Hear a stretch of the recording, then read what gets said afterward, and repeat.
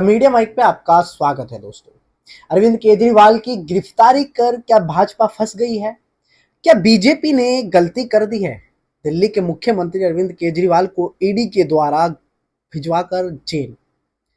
जिस मामले में अरविंद केजरीवाल की गिरफ्तारी हुई है उससे पहले उसमें मनीष सिसोदिया जी, सत्येंद्र जैन, संजय सिंह, तमाम आम आदमी पार्टी के बड़े नेता जेल में जा चुके हैं और अब जो सुप्रीमो आम आदमी पार्टी के हैं वो केजरीवाल भी जेल जा चुके हैं।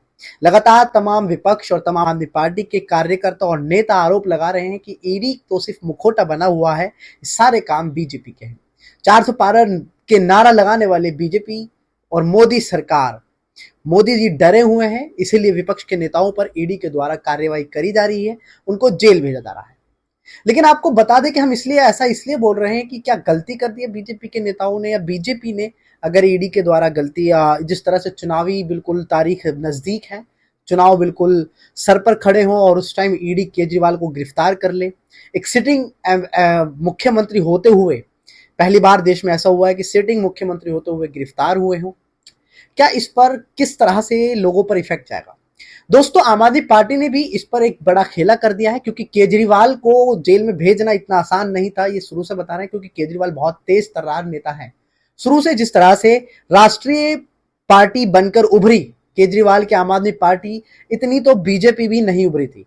राष्ट्रीय स्तर पर बहुत कम समय लिया कि राष्ट्रीय स्तर की पार्टी बन गई आम आदमी पार्टी। जिस तरह से अरविंद केजरीवाल ने राजनीति के भ्रष्टाचार के खिलाफ हुई, लेकिन आज खुद भ्रष्टाचार के आरोपों में जेल में है। लेकिन केजरीवाल ने एक बड़ा दाव खेला है, वो दाव ये खेला है कि आज अपनी पत्नी केजरीवाल ने सुनीता केजरीवाल के द्वारा अपना संदेश भेजा और संदेश में सुनीता केजरीवाल ने जिस भावनाओं के साथ, जिस तरीके से उनका संदेश भेजा है, वो लगता है कि दिल्ली और देश की जनता को जरूर भावनात्मक और इमोशनली जरूर जुड़ाव करेगी। और ये जरूरी भी था, क्योंकि एक आम आदमी पार्टी का नेता जिस तरह से संदेश को भेजता, शायद वो संदेश का इतना असर नहीं होता, क्योंकि ये संदेश की भावनाओं से जुड़ा हुआ है। और एक संदेश के साथ साथ, मुख्यमंत्री के साथ साथ, आम आदमी पार्टी के सुप्रीमो के साथ साथ केजरीवाल की पत्नी सुनीता उनके भावों को ज्यादा जानती है। नेताओं को छोड़ अलग हटाकर उनके पति के रूप में उनकी भावनाओं को ज्यादा व्यक्त कर सकती हैं, और इससे ज्यादा अच्छा भावों को व्यक्त करने का तरीका और आम आदमी पार्टी पे शायद नहीं था। आइए आपको बताते हैं अरविंद केजरीवाल की पत्नी ने क्या क्या संदेश में आज उन्होंने पढ़ा है। उन्होंने बड़ी भावना पूर्वक उन्होंने लिखा है कि आपके बेटे और आपके भाई अरविंद केजरीवाल ने जेल से आपके लिए एक संदेश भेजा है। उन्होंने कहा कि मेरे प्यारे देशवासियों, मुझे कल गिरफ्तार कर लिया गया। मैं अंदर रहूं या बाहर रहूं, हर पल देश की सेवा करता रहूंगा। मेरे जिंदगी का हर पल देश के लिए समर्पित है। मेरा जीवन संघर्ष का रहा है, इसलिए ये गिरफ्तारी मुझे अचंभित नहीं करती है। भारत को हमें दुनिया का सबसे शक्तिशाली देश बनाना है। भारत के अंदर और बाहर कई शक्तियां हैं जो भारत को कमजोर कर रही हैं। हमें इन शक्तियों को हराना है। मैं जल्द बाहर आ जाऊंगा और अपना वादा पूरा करूंगा। आपको बता दें कि उन्होंने आगे इस भावनात्मक संदेश के साथ साथ केजरीवाल ने उन बहनों के लिए, उन महिलाओं के लिए भी संदेश भेजा है। उन्होंने कहा है कि जो मेरी माताएं बहनें, आप परेशान ना हो, जो मैंने वादा किया है आपको 1000 रुपए प्रति महीना देने का, उसके आप परेशान ना हो। आप सोच रही होंगे कि मेरे को अब हमें पैसा कौन देगा, कैसे देगा, लेकिन आप परेशान ना हो। आपका भाई, आपका बेटा जल्द वापस जेल से बाहर निकलेगा और आपको आपका वादा पूरा करके दिखाएगा, क्योंकि केजरीवाल जो वादा करता है वो पूरा जरूर करता है।